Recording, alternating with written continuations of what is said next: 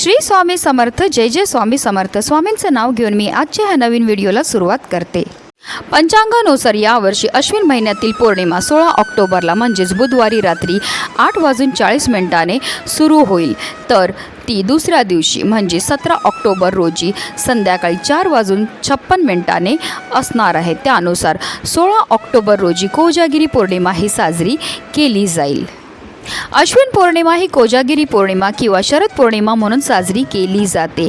यास मांडी पौर्णिमा असेही म्हणतात. ही शरद ऋतूतील अश्विन महिन्यात येते. या दिवशी चंद्र पृथ्वीच्या सर्वात जवळ असतो. ह्या दिवशी करणाऱ्या व्रताला कोजागर व्रत म्हणतात.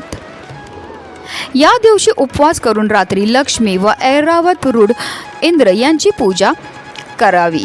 या पूजेनंतर रात्री चंद्राला आटीव दुधाचा नैवेद्य दाखवायचा असतो. दूध आटून त्यात केशर, पिस्ता, बदाम, चारोळी, वेलदोडे, जायफळ वगैरे गोष्टी घालून तसेच साखर घालून नैवेद्य दाखविला जातो. देव व पितर यांना नारळाचे पाणी व पोहे समर्पण करावे. तसेच ते आप्तेष्टांसह स्वतःही सेवन करावे. दुधात मध्यरात्री पूर्ण चंद्राची किरणे पडू देतात आणि ते दूध मग प्राशन केले जाते.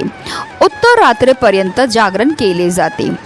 अशी आख्यायिका सांगितली आहे की या दिवशी उत्तरात्री साक्षात माता लक्ष्मी चंद्रमंडळातून पृथ्वीवर उतरते व लक्ष्मी देवी येऊन कोजागरीत असे विचारते, म्हणून या दिवसाला कोजागिरी म्हणतात. या दिवशी भक्त जागरण करतात व लक्ष्मी देवीच्या स्वागताकरता घरामध्ये, मंदिरामध्ये तसेच घाटावर दीप प्रज्वलित करतात. कोजागिरी पौर्णिमेच्या मध्यरात्री देवी महालक्ष्मी आपल्या कर कमलांमध्ये वर आणि अभय घेऊन भाविकतेने आपले व्रत करणाऱ्याला प्रसन्न होते. जो मनुष्य जागून माझी पूजा करत असेल त्याला मी अपार धनधान्य देईल असे ती म्हणते. दरवर्षी करण्यात येणारे हे व्रत लक्ष्मीला संतुष्ट करण्यासाठी केले जाते. त्याने लक्ष्मी प्रसन्न होऊन समृद्धी लाभते, पण मृत्यूनंतर परलोकातही सद्गती मिळते.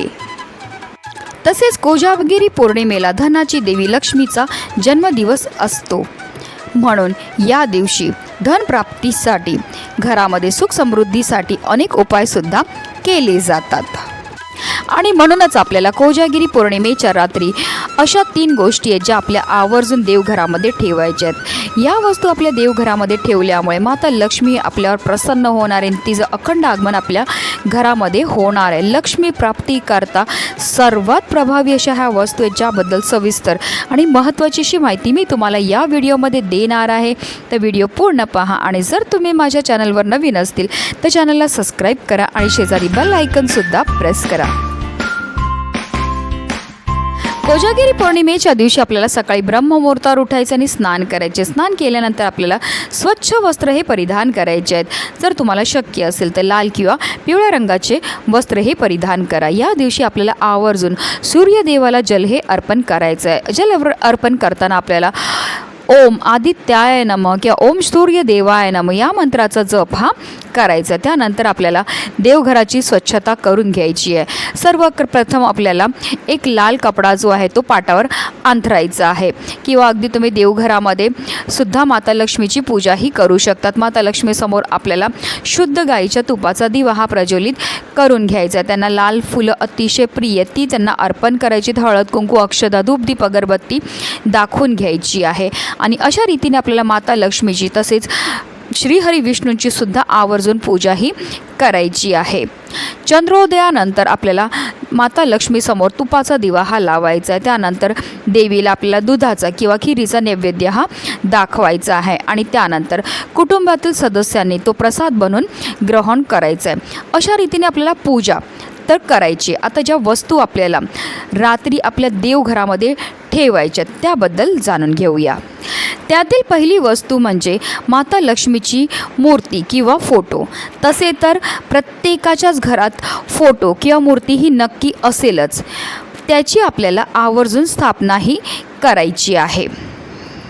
पण आपल्याला एका गोष्टीची आवर्जून काळजी घ्यायची आहे, ती म्हणजे माता लक्ष्मी स्थानपन्न म्हणजेच बसलेल्या रूपात असणे आवश्यक आहे. बघा स्क्रीनवर जो मी फोटो दाखवलेला आहे त्यामध्ये जशी माता लक्ष्मी बसलेल्या मुद्रेत आहे त्याचप्रमाणे आपल्याला फोटो किंवा मूर्ती ही आपल्या घरामध्ये ठेवायची आहे. कारण ज्या फोटोमध्ये किंवा ज्या मूर्तीमध्ये माता लक्ष्मी उभी राहिलेली असते त्या घरात पैसा कधीच टिकत नाही. कारण लक्ष्मी ही मुळातच चंचल आहे, ती एका ठिकाणी कधीच जास्त काळ राहत नाही. म्हणूनच आपण उभी असलेली मूर्ती किंवा फोटो असेल जर तुमच्या घरामध्ये तर तो तुम्हाला लगेचच बदलून टाकायचा आहे आणि त्या जागेवर तुम्हाला बसलेल्या मुद्रेत असलेली त्याचबरोबर स्मित हास्य असलेली माता लक्ष्मीची मूर्ती किंवा फोटो आपल्या घरामध्ये आणायचा आणि त्याची स्थापनाही करायची आहे.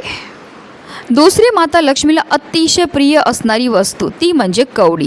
तसे तर कवडींमध्ये 108 प्रकार असतात, परंतु आपल्याला 5 प्रकारच्या कवड्या आपल्या घरात बाजारातून आणायच्या. त्यामध्ये पहिली कवडी म्हणजे सोनेरी कवडी, जिला सिद्धी कवडी म्हणतात.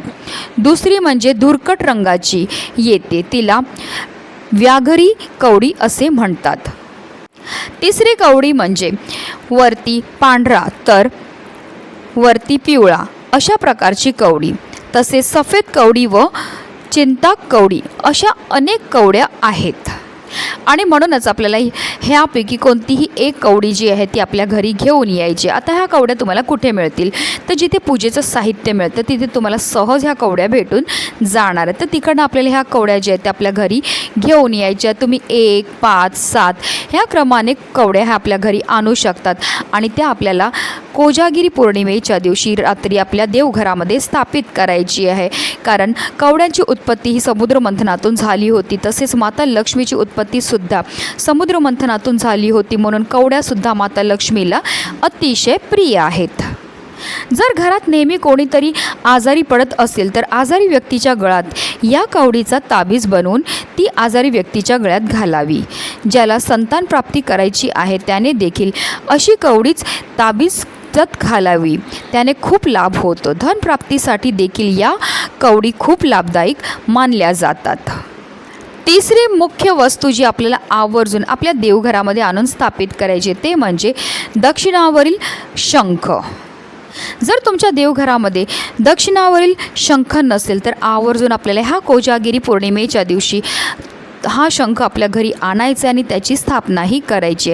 असं केल्यामुळे आपल्यावर माता लक्ष्मी ही भरभरून प्रसन्न होत असते आणि ज्या घरामध्ये ह्या 3पैकी एकही वस्तू असेल तर त्या घर सोडून माता लक्ष्मी कधीही कुठेही जाणार नाही. त्या घरावर माता लक्ष्मीची सदैव कृपाही होणार आहे. म्हणूनच व्हिडिओ जास्तीत जास्त लोकांपर्यंत शेअर करा जेणेकरून प्रत्येकाच्या आयुष्याचं कल्याण हो हीच मनामध्ये इच्छा. श्री स्वामी समर्थ. जय जय स्वामी समर्थ.